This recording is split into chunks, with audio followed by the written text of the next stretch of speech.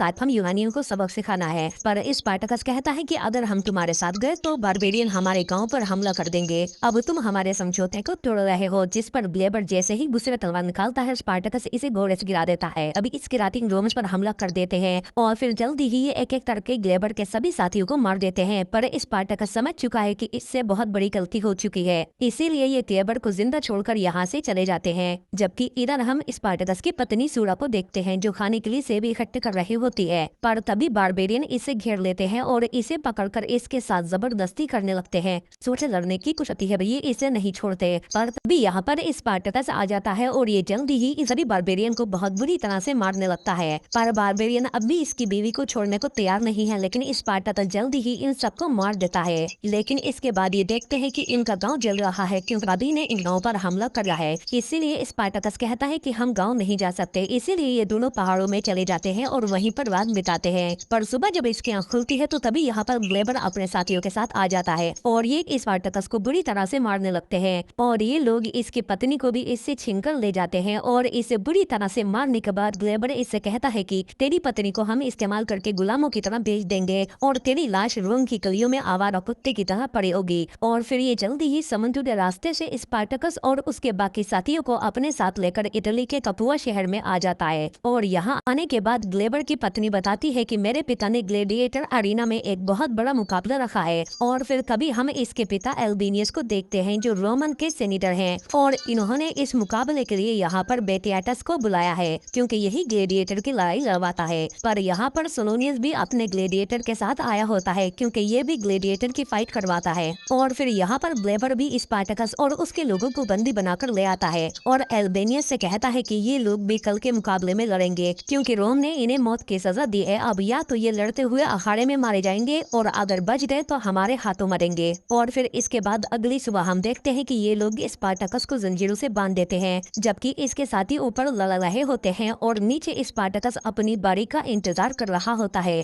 और फिर जब ये इसे खोलकर ऊपर लाते हैं तो स्पार्टकस देखता है कि इसका दोस्त इसकी आंखों के सामने मारा जाता है। और फिर ये लोग जल्दी ही स्पार्टकस को भी मैदान में उतार देते हैं। पर स्पार्टकस से लड़ने के लिए एक नहीं बल्कि चार योद्धा आते हैं, जिस पर सेनिस्टर ग्लेबर से कहता है कि ये कुछ ज्यादा ही हो रहा है, एक के मुकाबले 4। पर ग्लेबर कहता है कि स्पार्टकस एक बहादुर योद्धा है और वैसे भी वो लड़ाई जीते या हारे इसके बाद उसे मरना ही होगा। जिस पर एल्बेनियस कहते हैं ठीक है लड़ाई शुरू करो। और फिर ग्लेबर के इशारा देते ही ये चारों योद्धा स्पार्टकस पर बुरी तरह से टूट पड़ते हैं। स्पार्टकस इनसे बचने की काफी कोशिश करता है पर ये चारों इसे घेर कर बुरी तरह से मारने लगते हैं और स्पार्टकस को काफी बुरी तरह से जख्मी भी कर देते हैं। और फिर हम देखते हैं कि बेचारा स्पार्टकस जख्मी हालत में अधमरा हुआ जमीन पर पड़ा होता है। लेकिन तभी इसे अपने ख्यालों में अपनी पत्नी की आवाज सुनाई देती है कि सबको मार दो। और फिर जैसे ही ग्लेबर स्पार्टकस को मारने का इशारा देता है तो तभी स्पार्टकस इनमें से एक को मार देता है। एक तो गया, अब बचे 3। स्पार्टकस इन तीनों को जल्दी ही ठिकाने लगाने लगता है और खुद को बचाते हुए एक और दुश्मन को मार गिराता है। और फिर ये जैसे ही इस पर जान डालने की कोशिश करते हैं तो स्पार्टकस इसकी टांगे ही काट देता है। इतनी खूनी और खतरनाक लड़ाई देखकर लोग स्पार्टकस के दीवाने हो जाते हैं और फिर स्पार्टकस आखिरी वाले को भी मार देता है।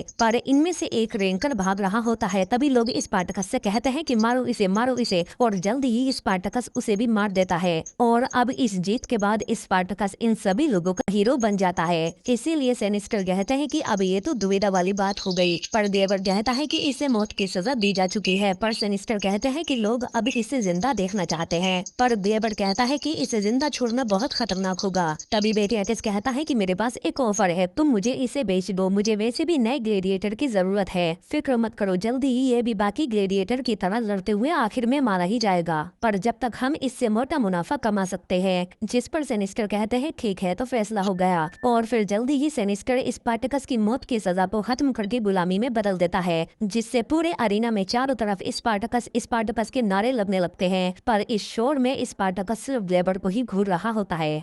और इस तरह हम देखते हैं कि बेटियाटिस ने एक बहुत मोटी रकम देकर स्पार्टकस को खरीद लिया है। लेकिन बेटियाटिस की खुद की माली हालत काफी खराब चल रही है, पर इसे उम्मीद है कि अगर स्पार्टकस ने इसके लिए लड़ाइयाँ जीती तो इसे बहुत मोटा मुनाफा हो सकता है। इसीलिए ये लोग स्पार्टकस के बाल काट कर उसे तैयार कर देते हैं। और फिर जल्दी ही स्पार्टकस को बाकी नए ग्लेडिएटर के साथ बेटियाटिस के अखाड़े में एक साथ खड़ा कर दिया जाता है। तभी हम यहाँ पर एक डॉक्टर नाम के शख्स को देखते हैं जो बेटियाटिस के लिए सभी ग्लेडिएटर को तैयार करता है और फिर डॉक्टर इन सब से कहता है कि गौर से देखो, ये वही स्पार्टकस है आज जिसका नाम एरिना में गूंज रहा था, पर मुझे इसमें कुछ भी खास नहीं लग रहा क्योंकि इसका मुकाबला सोलोनियस के नौसिखी ग्लेडिएटर के साथ हुआ था, इसीलिए इसने उन्हें आसानी से हरा दिया। पर अगर इसका मुकाबला हमारे जाबाज ग्लेडिएटर से होता तो ये जल्द ही मारा जाता। इसीलिए डॉक्टर इसे तलवार देकर यहाँ के चैंपियन क्रैक्सिस से लड़ने को कहता है, पर स्पार्टकस इससे लड़ने से इनकार कर देता है, जिस पर डॉक्टर बेटियाटिस से कहता है कि मैं इसे ट्रेनिंग नहीं दे सकता, आप चाहे तो इसे खदानों में भेज सकते हैं। तभी स्पार्टकस डॉक्टर पर हमला कर देता है, लेकिन क्रैक्सिस बीच में आ जाता है। अगर स्पार्टकस खदानों में चला गया तो ये अपनी बीवी को नहीं ढूंढ पाएगा, इसीलिए अब स्पार्टकस क्रैक्सिस से लड़ने लगता है। पर क्रैक्सिस इससे काफी ज्यादा तेज और ताकतवर है, पर स्पार्टकस भी हार नहीं मानता। वो दोबारा से उठकर इस पर हमला करता है, पर क्रैक्सिस फिर से इसे जमीन पर गिरा देता है। पर स्पार्टकस का हौसला और जुनून बिल्कुल भी कम नहीं होता, जबकि क्रैक्सिस बेटियाटिस की पत्नी लुक्रेशिया को अपनी ताकत का प्रदर्शन कर रहा होता है और अब इतनी कोशिश करने के बाद भी स्पार्टकस इसे नहीं हरा पाता। तभी डॉक्टर स्पार्टकस से कहता है कि अगर इस तरह एरिना में लड़े तो जल्दी ही मारे जाओगे। पर तभी स्पार्टकस क्रैक्सिस के तलवार फेंक कर मारता है, जिसके बचाव में दूसरा ग्लेडिएटर मारा जाता है। और फिर तभी डॉक्टर कहता है कि अगर एरिना में तलवार फेंकी तो मौत पक्की। और फिर तभी क्रैक्सिस स्पार्टकस के गले पर तलवार रख देता है और फिर डॉक्टर इसे समझाता है कि एरिना में अपनी जान बचाने के लिए अपनी 2 उंगली दिखाकर सरेंडर कर सकते हो। अगर एरिना के मालिक चाहेंगे तो तुम्हारी जान बख्श दी जाएगी, इसीलिए अब उंगली दिखाओ और सरेंडर करो। पर स्पार्टकस सरेंडर नहीं करता। तभी बेटियाटिस कहता है कि आज के लिए इतना काफी है, इसकी ट्रेनिंग शुरू करो। और फिर बेटियाटिस के जाने के बाद हम देखते हैं कि लुक्रेशिया क्रैक्सिस को कुछ अलग ही तरह से देख रही होती है, किसका मतलब कि इन दोनों के बीच कुछ न कुछ तो चल रहा है। और फिर इसके बाद बेटियाटिस की पत्नी लुक्रेशिया कहती है कि इसने तुम्हारे चैंपियन को मारने की कोशिश की है और तुम इसे फिर भी जिंदा छोड़ रहे हो, जिस पर बेटियाटिस कहता है कि इस पर मेरे बहुत पैसे खर्च हुए हैं, इसकी मौत से हमें सिर्फ नुकसान ही होने वाला है, पर अगर इसकी सही से ट्रेनिंग की जाए तो ये और इसका गुस्सा हमें बहुत पैसे कमा कर दे सकता है। और फिर इसके बाद जल्द ही स्पार्टकस की ट्रेनिंग भी शुरू कर दी जाती है। इस पर चाबुक पड़ते रहते हैं और स्पार्टकस अपनी ट्रेनिंग करता रहता है, क्योंकि आखिरकार अब इसे समझ में आ गया है कि अगर इसे अपनी पत्नी से दोबारा मिलना है तो इसे यहाँ के कायदे कानून के हिसाब से चलना होगा। और अगर ये यहाँ पर रहकर अपनी ताकत नहीं बढ़ा पाया तो कभी भी अपनी पत्नी को नहीं ढूंढ पाएगा। इसीलिए अब स्पार्टकस लगातार अपनी ट्रेनिंग करता रहता है और दिन ब दिन अपने आप को और ज्यादा ताकतवर बनाने में लगा रहता है। और फिर एक दिन खाने के दौरान स्पार्टकस की बातचीत वारो नाम के ग्लेडिएटर से होती है, जो बताता है कि मैंने अपना कर्ज उतारने के लिए खुद को गुलामी में बेच दिया और बेटियाटिस मुझे खरीद कर यहाँ पर ले आया। अगर मैं लड़ाई जीतता रहा तो 2 साल में ही अपना कर्ज उतार कर आजाद हो जाऊंगा। और फिर रात के वक्त स्पार्टकस के नए साथी इससे पूछते हैं कि तुम्हें एरिना में लड़ चुके हो, क्या हम वहाँ जीत पाएंगे? जिस पर स्पार्टकस कहता है कि तुम सब मारे जाओगे। तभी यहाँ पर डॉक्टर आ जाता है और कहता है कि ये आराम का वक्त नहीं है, चलो ट्रेनिंग पर। और फिर डॉक्टर इनसे पूरी रात भारी भारी लकड़ियाँ धुलवाता है और बेटियाटिस भी ऊपर से अपने नए ग्लेडिएटर को देख रहा होता है। तभी इसकी पत्नी आकर कहती है चलो पूरी रात इन्हें घूरने से ही जल्दी तैयार नहीं हो जाएंगे। और फिर ऐसे ही दिन निकल आता है और फिर डॉक्टर इनसे कहता है कि बस आज के लिए इतना काफी है, जाकर खाना खा लो। पर जब स्पार्टकस खाने के लिए अंदर आता है तो एंटोनियो नाम का सीनियर ग्लेडिएटर इनका खाना गिरा देता है, जिस पर बाकी लोग हंसने लगते हैं। पर तभी यहाँ पर सिपाही आकर स्पार्टकस को उठाकर काल कोठरी में जंजीरों से बांध देते हैं। और फिर तभी इसके सामने आता है ग्लेबर और स्पार्टकस बंद होने की वजह से इसका कुछ नहीं कर पाता।